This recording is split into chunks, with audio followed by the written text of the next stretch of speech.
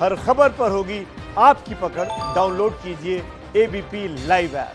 लोगों को प्रशासन से सहयोग नहीं मिल रहा। उनका ये कहना है कि हमको सहयोग नहीं मिल रहा है, इस वजह से हम पैदल निकल पड़े हैं। सुभाष जायसवाल अपनी गर्भवती पत्नी को लेकर के पैदल निकल पड़े हैं बस्ती के लिए। खोड़ा में रहते हैं और इनका ये कहना है कि इनको कोई जानकारी नहीं दी गई। इनसे कहा गया आप जैसे जा सकते हैं जाइए। सुभाष, आप ये बताओ, आपकी पत्नी गर्भवती है, आप कहाँ जा रहे हो? बस्ती जा रहे हैं सर हम।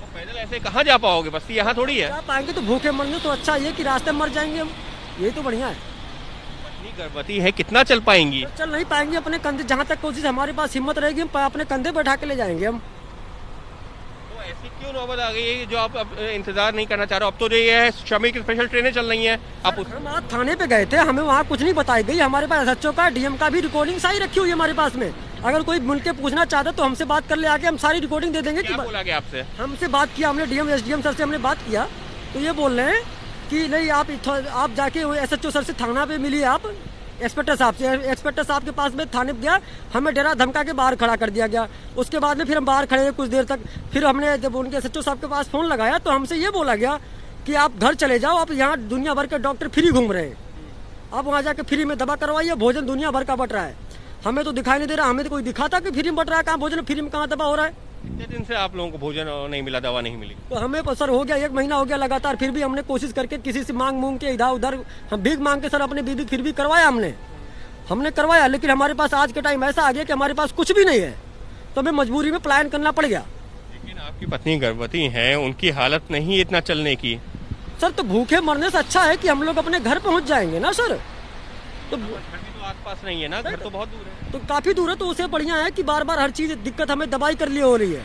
दवाई भूखे की हम, सर आप बताइए, भूखे मरेंगे या दवाई के लिए दोनों हो रहा है हमारे पास में, तो उससे बढ़िया हम अपने घर जाएंगे, हम रास्ते मर जाएंगे, मंजूर है हमें। ये नाराजगी है उन लोगों की जिनके पास में खाने को पैसा नहीं है। इनकी पत्नी सुभाष जायसवाल की वो गर्भवती हैं, लेकिन ये कह रहे हैं पैदल ही निकल लेंगे, जैसे तैसे पहुंच जाएंगे जहां तक पहुंच जाएंगे। लेकिन यहाँ पर तो प्रशासन से भी जो कोई सहयोग नहीं मिल रहा है, ना ही कोई जानकारी मिल रही है। श्रमिक स्पेशल ट्रेनें चल रही हैं, उसके बारे में आपको कोई जानकारी दी गई? कोई नहीं दी गई, उन्होंने मना कर दिया साफो साफ, जाइए खोड़ा में रहिए, आपके दुनिया भर के फ्री डॉक्टर घूम रहे हैं। उन्होंने ये भी नहीं बताया कौन सा फ्री डॉक्टर है, बता के दिखाए कोई फ्री, हम नहीं जा रहे। श्रमिक स्पेशल ट्रेनें शुरू हो गई हैं अब तो, जो यहाँ से चल रही है। कोई नहीं बताया हमें। थाने पे गया 112 पे हमारी 1000 रिकॉर्डिंग है, 1000 यहाँ के दुनिया एसएचओ का रिकॉर्डिंग है, एसडीएम का रिकॉर्डिंग है, तो वहाँ के सिटी मजिस्ट्रेट का भी रिकॉर्डिंग है हमारे पास में। हमसे कोई मिलके बात कर सके, हम सारी रिकॉर्डिंग दे रहे हैं हम उसको। बाकायदा सारी रिकॉर्डिंग्स हैं। इनका ये कहना है कि हमने जहां मुमकिन था वहां पर फ़ोन भी किया है, इनके फ़ोन में वो सारी रिकॉर्डिंग्स भी हैं, लेकिन कहीं से कोई सहयोग नहीं मिला। इसी वजह से अपनी गर्भवती पत्नी को लेकर के हाईवे पर निकल गए हैं, इस उम्मीद के सारे कि कैसे भी हो अपने गृह बस्ती पहुंच जाएं। तो कुछ इस तरीके की तस्वीरें हैं इस वक्त नेशनल हाईवे पर। कैमरा पर्सन भूपेंद्र रावत के साथ Ankit Gupta, ABP news, national highway. ये है एबीपी न्यूज़, आपको रखे आगे।